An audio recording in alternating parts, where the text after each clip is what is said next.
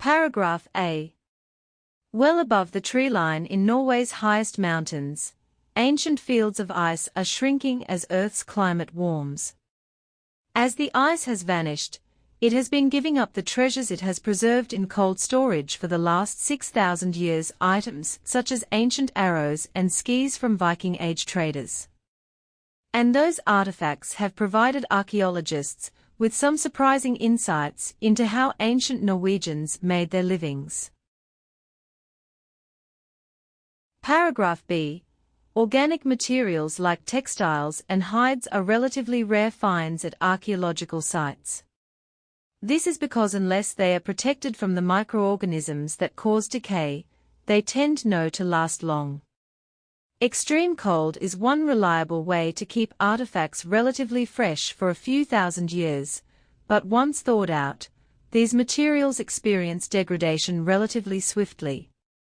With climate change shrinking ice cover around the world, glacial archaeologists need to race the clock to find newly revealed artifacts, preserve them, and study them.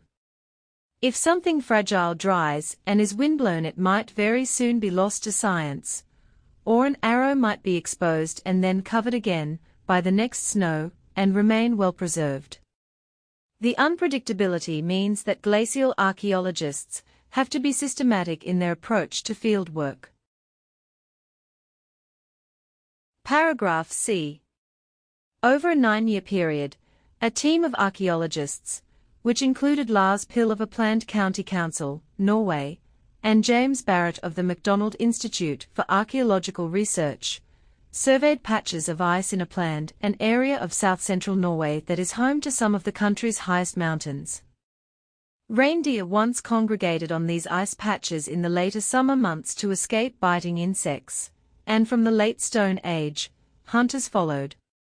In addition, trade routes threaded through the mountain passes of Uppland, linking settlements in Norway to the rest of Europe. The slow but steady movement of glacier tends to destroy anything at their bases, so the team focused on stationary patches of ice, mostly above 1,400 meters. That ice is found amid fields of frost-weathered boulders, fallen rocks, and exposed bedrock that for 9 months of the year is buried beneath snow. Fieldwork is hard work, hiking with all our equipment, often camping on permafrost, but very rewarding. You're rescuing the archaeology, bringing the melting ice to wider attention, discovering a unique environmental history, and really connecting with the natural environment, says Barrett.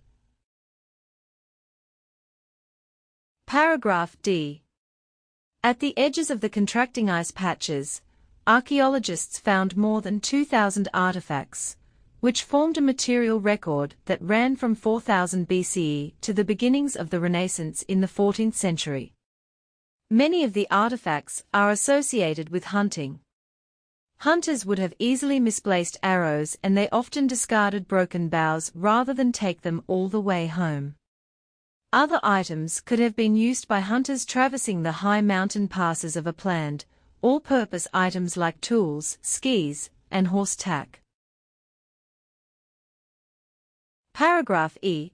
Barrett's team radiocarbon dated 153 of the artifacts and compared those dates to the timing of major environmental changes in the region, such as periods of cooling or warming and major social and economic shifts, such as the growth of farming settlements and the spread of international trade networks leading up to the Viking Age. They found that some periods had produced lots of artifacts, which indicates that people had been pretty active in the mountains during those times. But there were few or no signs of activity during other periods. Paragraph F. What was surprising, according to Barrett, was the timing of these periods. Uppland's mountains present daunting terrain, and in periods of extreme cold, glacier could block the higher mountain passes and make travel in the upper reaches of the mountains extremely difficult. Archaeologists assumed people would stick to lower elevations during a time like the late Antique Little Ice Age, a short period of deeper than usual cold from about 536 to 600 CE. But it turned out that hunters kept regularly venturing into the mountains even when the climate turned cold, based on the amount of stuff they had apparently dropped there. Remarkably, though, the finds from the ice may have continued through this period, perhaps suggesting that the importance of mountain hunting increased to supplement failing agricultural harvests in times of low temperatures, says Barrett. A colder turn in the Scandinavian climate would likely have meant widespread crop failures, so more people would have depended on hunting to make up for those losses. Paragraph G. Many of the artifacts Barrett's team recovered date from the beginning of the Viking Age, the 700s through to the 900s CE. Trade networks connecting Scandinavia with Europe and the Middle East were expanding around this time. Although we usually think of ships when we think of Scandinavian expansion, these recent discoveries show that plenty of goods traveled on overland routes, like the mountain passes of Uppland. And growing Norwegian towns, along with export markets, would have created a booming demand for hides to fight off the cold, as well as antlers to make useful things like combs. Business must have been good for hunters.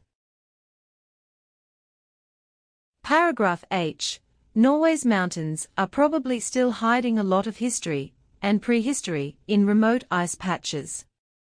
When Barrett's team looked at the dates for their sample of 153 artifacts, they noticed a gap with almost no artifacts from about 3,800 to 2,200 BCE. In fact, archaeological finds from that period are rare all over Norway.